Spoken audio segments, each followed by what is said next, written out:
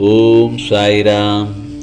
என் அன்பு குழந்தையே, இந்த ஆடிவெள்ளியில் உன் குலதெய்வத்தோடு நல்ல செய்தி தர உன் வீடு தேடி வந்துள்ளேன். கேள் என் செல்லமே. பிறகு முகம் மலர்வாய். சந்தோஷத்துடன் இந்த காலை பொழுதை நிச்சயமாக நல்லதாக கழிப்பாய் என் செல்லமே. உனக்கு சோதனையாக தெரிகின்ற இந்த காலகட்டத்தை மனதில் வைத்துக்கொண்டு வாழ்க்கையின் மீது சலிப்பும் வெறுப்பும் கொள்ள வேண்டாம். கஷ்டமான நிலை வரும்போது தாங்க முடியாவிட்டால் வாழ்க்கையில் இன்றோ அல்லது சில காலம் முன்போ நீ ரசித்த சின்ன சின்ன நிகழ்வுகளை எண்ணிப்பார். அந்த சின்ன நிகழ்வுகளை எண்ணி மகிழ கற்றுக்கொள். நீ அப்படி நல்ல விஷயங்களை எண்ணி மகிழும்போது நிச்சயம் அது உனக்கு ஒரு புத்துணர்ச்சியை தரும். நான் மீண்டும் அதே சந்தோஷத்துடன் வாழ்வேன், வாழ்க்கையில் வெற்றி பெறுவேன் என்று மனதிற்குள் உறுதியாக நீ சொல்லிக்கொள். என் வாழ்க்கையில் அப்படி ரசித்த நிகழ்வுகள் எதுவும் இல்லையே என்று மட்டும் நீ சொல்ல வேண்டாம். சற்று யோசனை செய்து வார். சின்ன சின்ன நிகழ்வுகள் சந்தோஷத்துடன் நீ அதை அந்த நேரத்தில் நீ அனுபவித்திருக்கிறாய். அது இந்த சாயப்பாவிற்கு நன்றாக தெரியும். நீ உன் மன அழுத்தத்தால் நீ ரசித்த சந்தோஷங்களை மறந்து அப்படி ஒன்றும் இல்லை என்கிறாய். சற்று யோசனை செய்து பார். உன்னை அறிவதற்கு தியானம் உதவும்.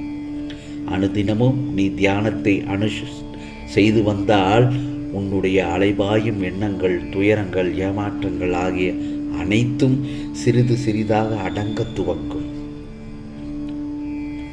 என் செல்ல பிள்ளையே, நீ நிதானமாக யோசித்துப்பார். நீ தியானத்தில் ஈடுபட உன்னுடைய மனம் ஒருமைப்பட்டு உன் வாழ்வின் நோக்கம் முழுமையாக நிறைவேறும் அந்த நாள் வந்துவிடும். மனதை ஒருநிலைப்படுத்துவது சற்று சிரமமான வேலைதான். நான் இல்லை என்று சொல்லவில்லை. இருந்தபோதும் என்னை மனதில் நினைத்து அதை பின்பற்றி வா. உனது நிலை மாறி உன் லட்சியத்தை நிச்சயம் அடைவாய். ஏனென்றால் தியானத்திற்கு அதீத சக்தி உண்டு. உன்னை உயர்ந்த நிலைக்கு உயர்த்தவே நீ என்ன செய்ய வேண்டும் என்ற அறிவுரையை உனக்கு தெளிவுபடுத்துகிறேன். நிச்சயம் உன்னுடைய துன்பங்கள் எல்லாம் விரைவுக்கு முடிவுக்கு வந்துவிடும் என்று நான் ஆணித்தரமாக உன்னிடம் சொல்லிக் கொள்கிறேன். உன்னை தேடி நல்ல செய்தி விரைவில் வரும். அதில் உன் உள்ளமும் இல்லமும் மகிழ்ச்சி அடைவார்கள். இது நான் சொல்லவில்லை, இது சாயப்பாவின் சத்திய வாக்கு என்று நான் கூறுகிறேன். கலங்க வேண்டாம். ஏனென்றால் மனிதர்களிடம் ஆட்டம் எல்லை மீறும்போது ஆண்டவனின் ஆட்டம் தொடங்கும். நீ துவண்டு போகும் சமயத்தில் யாரும் துணை இல்லை என்று மட்டும் கலங்க வேண்டாம். ஏனென்றால் உனக்கு துணையாக ஏதோ ஒரு உருவில் உன் சாயப்பா நான் வருவேன். நீ மனசாட்சிப்படி வாழ்ந்தால் போதும். எப்போது உயர்ந்த இலக்குகளை மட்டும் குறிவைத்துக்கொள். நீ எதை தேடுகின்றாயோ அது நிச்சயமாக கிடைக்கும். நீ எதை நினைக்கின்றாயோ அது நிச்சயமாக நடக்கும். என்னை முழுமையாக நம்பு. நிச்சயம் வேறு ஒருவர் மூலம் உன்னுடைய கோரிக்கைகள் நிறைவேறும் நாள் நிச்சயமாக அருகில் வந்துவிட்டது.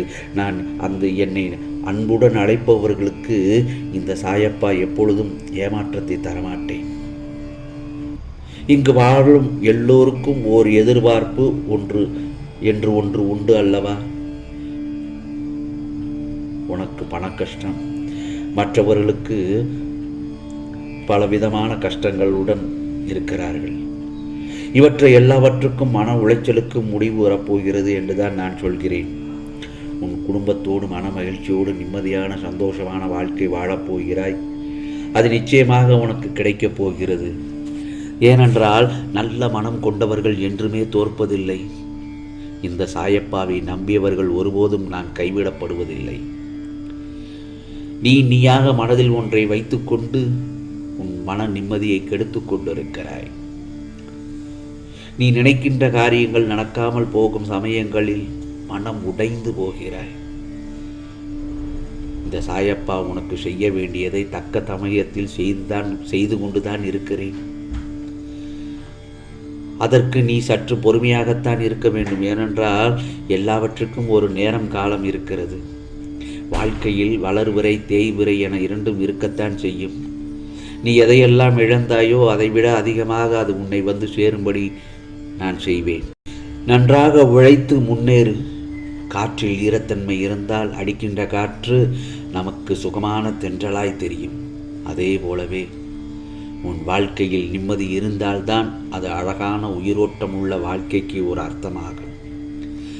அப்படி இருக்கையில் உன் தென்றலை நீ உணர வேண்டும். நீ அப்படி உணர்ந்தால்தான் நிம்மதி என்ற தென்றல் உன் வாழ்க்கையில் உனக்கு வசந்தமான சுகத்தை கொடுக்கும். நான் சொல்வது உனக்கு புரிகிறதல்லவா? இவற்றையெல்லாம் உணர்வதற்கு நீ முதலில் பொறுமையும் சகிப்புத்தன்மையும் நம்பிக்கையும் நேர்மையும் முக்கியமாக உனக்கு இருக்க வேண்டும். இதற்கு அடுத்து என்ன தெரியுமா வேண்டும்? வைராக்கியமும் முக்கியமாகும். உன் வாழ்வில் நீ கொடிகட்டி பறக்கப் போகிறாய்.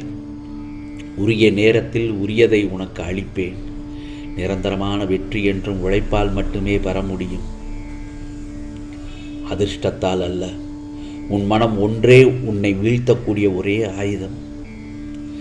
அது தெளிவாக இருக்கும் வரையில் நீ ஒருவராலும் வீழ்த்தப்படுவதில்லை. நான் சொல்வது சரிதானே? உண்மையான அன்புக்கு இறங்கி போகத்தான் தெரியும், இடையில் விட்டு போக தெரியாது.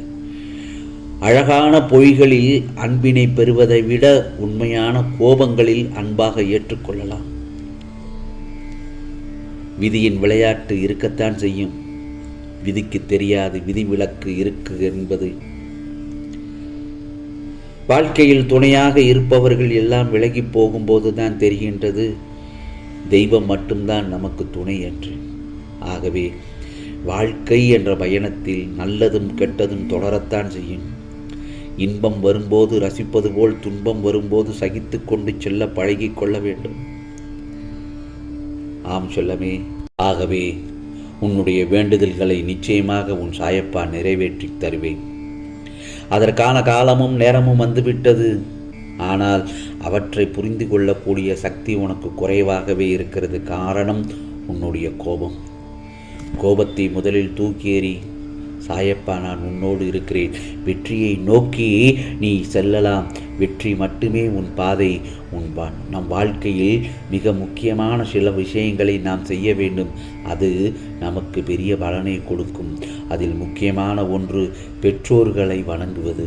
பெற்றோரை ஒரு முறை வணங்கினால் 6 முறை உலகத்தை சுற்றி வந்த புண்ணியமும் 10,000 முறை கங்கையில் குளித்த புண்ணியமும் கிடைக்கும். ஆகவே நான் சொல்வதெல்லாம் என்ன தெரியுமா? பெற்றோரை வணங்குங்கள், கோடி புண்ணியம் கிட்டும். நம் முன் பிறவிக்கான பாவ புண்ணிய கர்ம வினைகளும் அகலும். நான் சொல்வதை நீ கேட்டாய் என்று நம்புகிறேன். நான் கூறிய அறிவுரைகளை கேட்டால் எப்போதும் நீ உயர்ந்த நிலை அடைவாய். ஆகவே இனி உனக்கானது நிச்சயமாக நல்லதே நடக்கும், நல்லதே நடக்கும். ஓம் சாய்ராம், ஓம் சாய்ராம், ஓம் சாய்ராம். ராம்ஜி அருள் கிடைக்கட்டும்.